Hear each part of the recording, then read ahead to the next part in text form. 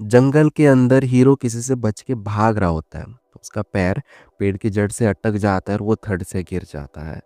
थका हुआ वो उठ के देखता है कि उसके सामने कुछ असैसिन्स खड़े हैं। उन्हें देखते ही उसे समझ आ जाता है कि उसको मारने की साजिश किसने रची थी। असैसिन्स उसका हालत देखकर उसका मजाक उड़ाते हैं, लेकिन हीरो उनसे कहता है कि तुम लोगों को ये सब करने की कोई ज़रूरत नहीं है। मुझे एकेडमी ज्वाइन करने का कोई इरादा नहीं है, क्योंकि मुझे मार्शल आर्ट्स का एम भी नहीं आता, तो ज्वाइन करके भी क्या फ़ायदा। ये सुनकर असैसिन्स हंसते हुए कहते हैं कि इससे फ़र्क नहीं पड़ता कि तुम नाजायज़ माँ की नाजायज़ औलाद ही क्यों ना हो, लेकिन तुम्हारे रगों में अब भी राजा का खून दौड़ता है और तुम्हारे पास अब भी चांस है उनका वारिस बनने का, और हम वो चांस तो बिल्कुल भी नहीं देंगे। तो बच्चे, अगर तुमने चुपचाप सरेंडर कर लिया तो थोड़ा रहम दिखा के एक आसान मौत दे देंगे। उसके माँ के बारे में इन्हें ऐसा बोलता हुआ सुनकर हीरो को गुस्सा आ जाता है। उसे समझ आ जाता है कि ये लोग उस पर बिल्कुल भी रहम नहीं करेंगे। फिर चाहे उसे मार्शल आर्ट्स ना आता हो, अपने कपड़े के अंदर छुपाया हुआ चाकू निकाल कर इनसे लड़ने के लिए रेडी हो जाता है। उसे देखकर असैसिन्स मजे में आ जाते हैं। उन्हें लगता है कि शिकार करने में अब थोड़ा मजा आएगा, और सब एक साथ उस पर टूट पड़ते हैं और स्किल इश्यूज की वजह से बेचारा हीरो टिक नहीं पाता और आसानी से पकड़ा जाता है। एक असैसिन उसका गला पकड़ लेता है और उसे लगता है कि फाइट खत्म हो गई, लेकिन जब उसका ध्यान हटाता, हीरो चुपके से दूसरा चाकू निकाल कर ठीक उसके गले में घुसा के उसे ऑन दी स्पॉट मार देता है। ये देखकर बाकी के असैसिन्स दंग रह जाते हैं। उन्हें लगता है कि बिना ट्रेनिंग के भी ये लौंडा ऐसा है, तो अगर उसे ट्रेनिंग मिली होती तो क्या होता।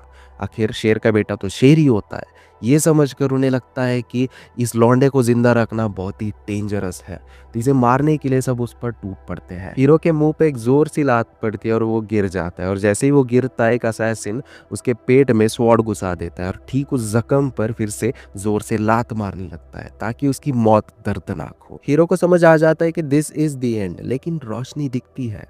असैसिन के सामने रोशनी दिखती है जो पट्टा सा हेडशॉट मार के उसे इंस्टेंटली खत्म कर देती है। ये सब देखकर बाकी के असैसिन्स डर जाते हैं। वो सोच में पड़ जाते हैं कि ये क्या चीज़ थी। तभी उन्हें महसूस होता है कि उनके पीछे कोई खड़ा है। एक आदमी अजीब से कपड़े पहने हुए होता है।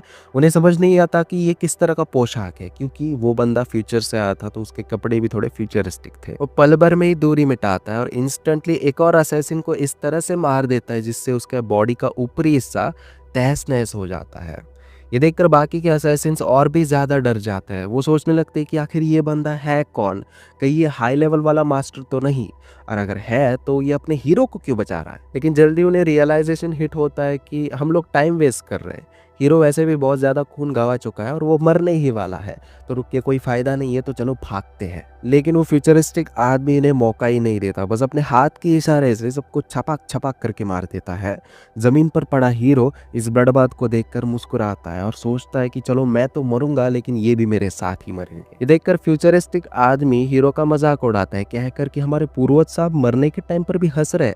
फिर वो उनके करीब आता है और एक इंजेक्शन निकाल कर उन्हें कहता है कि मेरे पास टाइम होता तो मैं आपको सिखा देता कि इसे कैसे यूज़ करना है, लेकिन अभी आपको खुद ही सीखना पड़ेगा। ये कहकर वो इंजेक्शन हीरो के शरीर में डालता है और एक स्माइल के साथ अपनी आने वाली पीढ़ी के लिए कुछ अच्छा करना, ये कहकर वो गायब हो जाता है। हीरो सोचता है कि आखिर वो कौन था और मुझे उसका पूर्वज क्यों बुला रहा था, मैं तो बस बच्चा हूँ। तभी उसके दिमाग में एक आवाज़ सुनाई देती है जो खुद को एक कोड से इंट्रोड्यूस करती है और कहती है कि मैं 7th जनरेशन की नैनो मशीन हूँ।